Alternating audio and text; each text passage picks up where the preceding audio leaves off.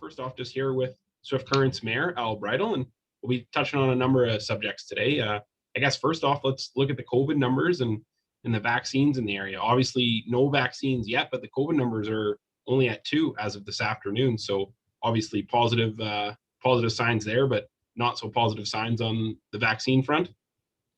Well, the COVID numbers are at 2 in the whole Southwest is fantastic. I mean, that's great. And the vaccines, I was on a call yesterday and they assured me we're actually getting some vaccines this week. I don't want to jump up and down and cheer just yet until I see them, or I hear that they're in the freezer over at the I Wood building. But the government has assured me they're definitely, we're scheduled to have vaccines both this week and next week to handle our nursing staff and our senior citizens' homes in the Southwest. Do you think they heard maybe a bit of fluff kind of stuff coming from this kind of neck of the woods that maybe they thought they better get on it? Or well, I don't know if any of the fluff or the flack they heard from myself and other members, other mayors even across the Southwest. I don't know if that made any difference, but anyway, they assured me yesterday, promised me yesterday that it was going to be out this week, and I would like to believe their promise. How does that sound? Yeah, no, that sounds perfectly fine. Now, I guess looking ahead a little bit, and I know you guys are currently working on the budget a little bit, and I know you don't want to spoil too much, but how's the budget looking so far, and how have deliberations gone so far? Actually, deliberations last week, we spent 2 days on budget. We'd had all of council had the budget documents for a week and a half before that, and it is I think it's about 250 pages in total, maybe 300 pages, quite a few, and lots of numbers. And I mean, our budget is it's well over $60 million, and there's lots of numbers and lots of thoughts. So our meetings last week went really well. With all of council, lots of good ideas from different council members. Administration was a huge help. They have some priorities that they'd set, and we have some priorities ourselves, and it's coming well. We're going to have kind of our final budget meeting on March the 3rd. We have we call it a JPC meeting, and we'll be discussing budget at that, like to get all the numbers that we talked about last week. So, and then chances are we won't actually be delivering the budget till I think it's a meeting on, I believe it's March 22nd council meeting, if I get that right, the second week. I think we'll just devote that whole meeting to the budget. And it's obviously tough. I mean, you guys just sworn in kind of at the end of the year, and then you come in and it's right away, right to the budget kind of deal. But this is something that you wanted to focus on a little bit specifically. And I know you're a numbers guy and you like looking at the budget and looking at things where money is being spent throughout the city. I guess what's it being like in the process as the mayor, looking at the numbers and looking how things kind of shake down for the city's spending? It's actually very good for myself looking at the numbers, and it's nice to see all the priorities that our different senior administrators have set, whether it's in parks and recreation or the sewer and water, whatever it might be, and so it's been really, really good. And I am a numbers guy, and it is. I mean, we kind of got thrown into this, but I do like numbers. There's no doubt. But I'm really impressed. I was really, really impressed with all of council and all the homework they'd done on the numbers. And so we could say, yes, we are going to do this, and no, we're not going to do this, or maybe this should be, wait till next year. And no, and administration was a huge help to us also. That obviously helps speed things up. You don't have to sit there and explain line by line. And like you said, 250 to 300 pages of line by line might be a bit monotonous and long, but thank goodness some people did their homework on their end. Well, we did page by page, and that was even monotonous enough sometimes. And some of the budget items are really easy. We in operating budget. I mean, our police services, we have a kind of a fixed cost, and not kind of, it is definitely a fixed cost, so much per officer, and it's just. I mean, basically, we're spending $3 million, a little over $3 million, I believe, on policing this year. And we can't cut, and we can't do a whole lot. So that line item was pretty easy, or that page you look at and say, yeah, that's what we need to keep our citizens safe. But there's other things when you're looking at, do we need this or do we need that? And those are the things we have the discussions on. That's fair. Now, staying with things that might be a little fixed pricing wise, I guess it looks like there is potential talk of revenue sharing from the province being frozen for the next 2 years, which could potentially be good or bad for you guys. What do you think that way if that does come to fruition? Well, I mean, um, in some ways, if they froze it, it might be good for us because we don't know what the COVID numbers are going to look like because the revenue sharing they have, the revenue sharing in 2 years' time is what happened last year.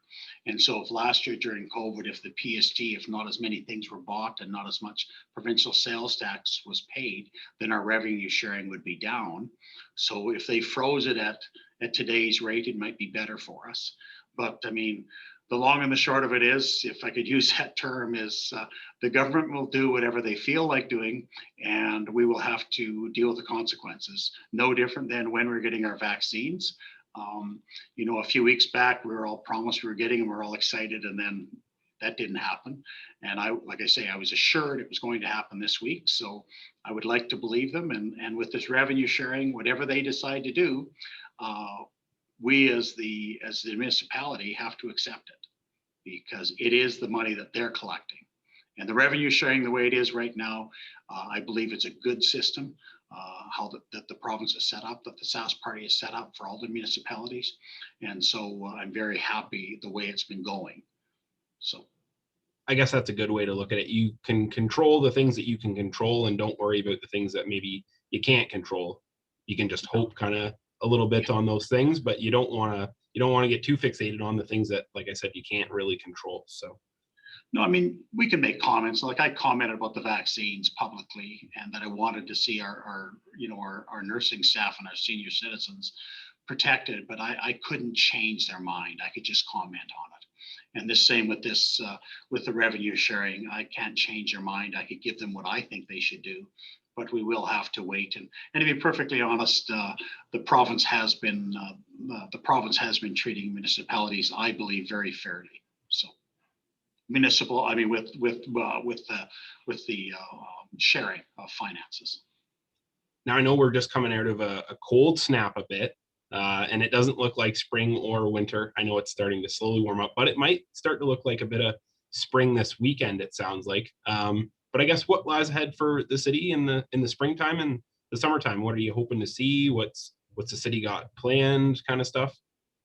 Well, I mean, the city this week, we still have a few days left of Family Week, and there's some big plans for the city. If you look on the city site, there's been something every day. I know we're Wednesday, so we're the old hump day, but we have 2 more days of plans for the rest of the week for family outings, and I don't have it in front of me. But long range, we're all hoping that COVID is in our rearview mirror, or at least beside us, not in front of us like it has been. It would be nice for all of us to get more active. I would love to see, I mean, the 57s baseball this spring. I don't know if it's going to happen with COVID, but I'd sure like to see kids soccer, and baseball and all the summer sports. And the Ag and X, I'm concerned with, Frontier Days.